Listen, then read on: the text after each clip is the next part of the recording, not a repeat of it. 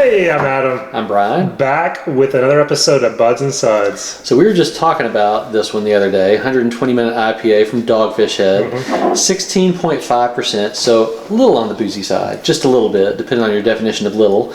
Milton, Delaware.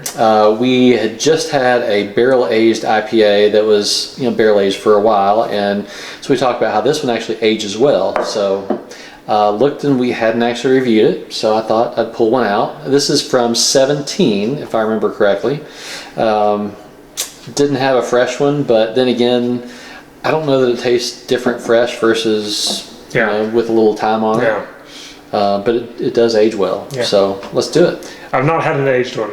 I haven't had this in a while, actually. It's been a little while for me too. I remember the first one I had. Well, it's good. You can have one. I mean, that's about it. Yeah. So beautiful. I still think it's a pretty beer. Yeah. A little translucent. I thought it was clearer than that last time I had it. Yeah, but it's this kind of orangish tan color, little creamy white heads dissipated. Definitely holds the glass there, 16.5%. Let's get the aroma. So it just smells kind of malty to me. It does. It smells like an old, big, double, triple IPA to me. Just a malt, sweet, kind of candy, like just a generic sweet candy. Yeah, I've had some people describe it as kind of old ale-ish when it sits for a while, and I can kind of see that.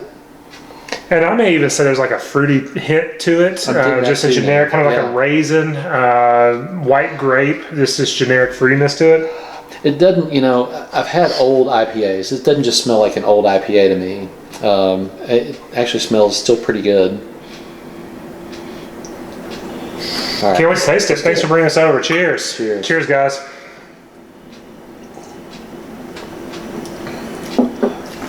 Yeah, I still That's interesting. Definitely doesn't taste just like an old IPA. It doesn't.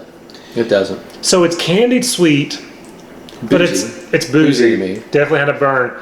There's also a little bit of hot bitterness still, like on the back of my tongue.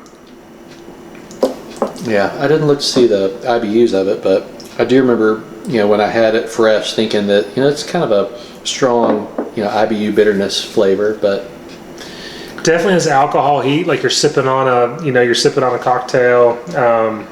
Yeah, I mean, it's 32 proof, 33 proof, so. But it's definitely got this bitterness, man. The more I'm sitting here, the more I'm getting this hot bitterness on the back. It's just very interesting to have that after 2 years. It doesn't just, like I said, it doesn't taste like all that hop has just gone away and it's a malt bomb. It's definitely sweet. It's definitely got, it definitely has that strong malt character, but it's definitely still got that malt, that hot bite on the back.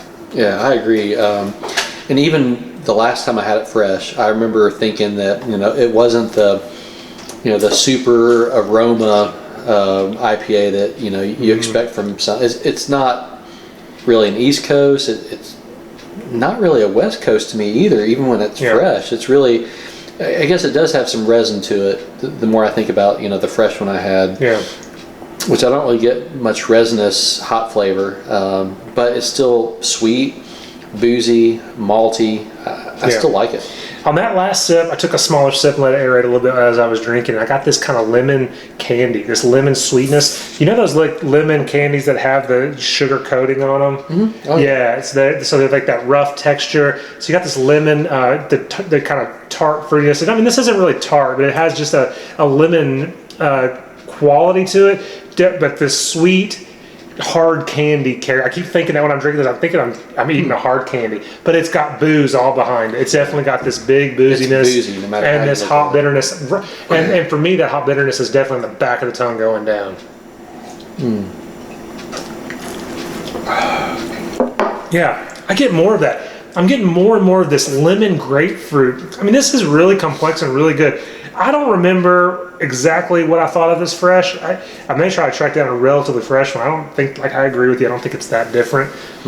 But I mean, it's huge, so I don't want to open up a whole bottle of it myself. That's 16.5%, but this is a fun little sipper. This is unique. I'm really actually digging this. I'm like a 4.25 plus for this. I really like it. I think I've been giving it a 4.5 when I've gotten it fresh, and I don't know if I would downgrade it much. I mean, maybe a 4.33. Yeah. I'll just say 4.33 just for the trifecta, but sure.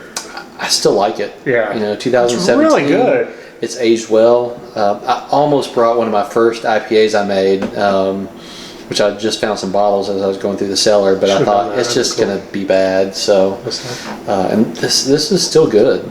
I'm like you. I want to get another fresh one just to see how the difference is now that I've had it. And I've got one more of the 17. So if you get a fresh one, we can put them against one another just to see. But I mean, this is more what I would expect, almost like an American barley wine.